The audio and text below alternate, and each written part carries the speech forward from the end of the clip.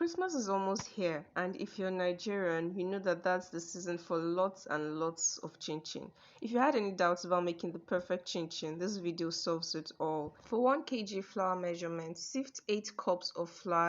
Add 1 tablespoon of nutmeg for the classic Nigerian chin chin taste. Add 1 teaspoon of salt, 1 teaspoon of baking powder, and then mix to combine all the dry ingredients together and then set aside. Now it's time to mix the wet ingredients, which is the twist in this recipe.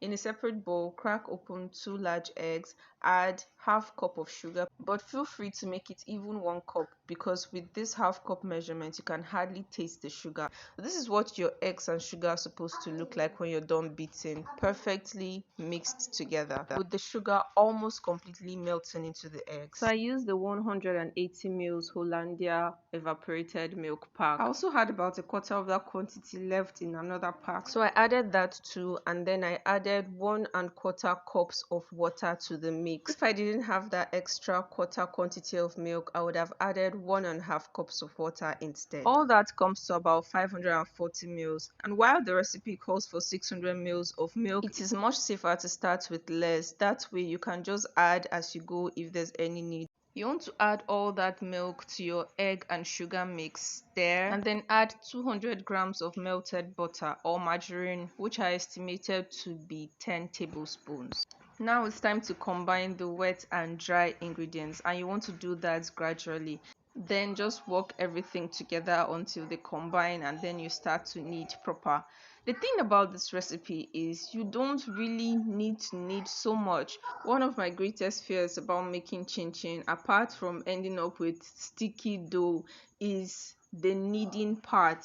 But I was surprised that I didn't have to knead as much with this one, and impressed also because the butter for one was melted, the sugar was melted into the eggs, and everything just cut down a lot of time, saved me energy. My hands did not have to work so much. I didn't have to do so much at all, I promise. And the liquid wasn't too much either. My dough was as hard as I wanted it to be. At the same time, everything was well combined, and the dough ended up stretchy even. I was surprised and I was really impressed. I don't think I'm ever going to do my chin chin any other way, and I hope you try this recipe too.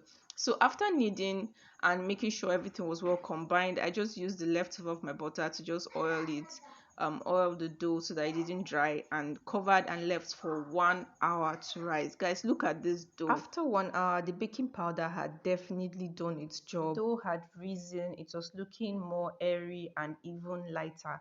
I could have gotten away with not needing this anymore, but as an overachiever that I am, I cut into two because I couldn't knead all at once, or it was too much to knead at once for me, and I started to knead, and I needed and I needed. But you can see with this stretch and everything that this dough doesn't really require any more kneading. From how this dough looked, I could already tell that my chin chin was going to be very tasty. Last Christmas, my attempt at making chin chin was an epic fail, and I cannot wait for this Christmas to try again because I know it's going to be perfect this time with this recipe. If you want your chin chin to come out moist, just make sure that you are using eggs. You cannot skip eggs, and then milk add to the richness of your chin chin. You can absolutely use water, but milk makes it even better, tastes better, appears better, more moist. And then lastly, don't forget your butter or margarine. Take it a step further by melting it. When I was done kneading, I rolled my dough out, and the beautiful thing about this dough is it is soft yet not sticky. It is soft enough, it is not hard. Like, I know my chin chin is not going to come out rock hard, it's going to come out soft and crunchy already, yet it is not sticky. It is the perfect dough. And so I just went ahead to dice it up. You can use a pizza cutter if you have that, or you can use a knife just like this. I also added some variety by cutting some long strips with my round cookie cutter, and then it is time to fry. When you want to fry your chin chin, you want to make sure that the oil is hot enough. So to test that, you can put one piece in. It took a while for this to come up, but once it started to float at top, or once it floated at top, I knew that the oil was hot enough and my chin chin wasn't going to absorb oil, because who wants that? And then I just added everything and I started to stir. Also notice that I didn't overcrowd my pan or my pot, and I just let it fry and I was stirring at intervals.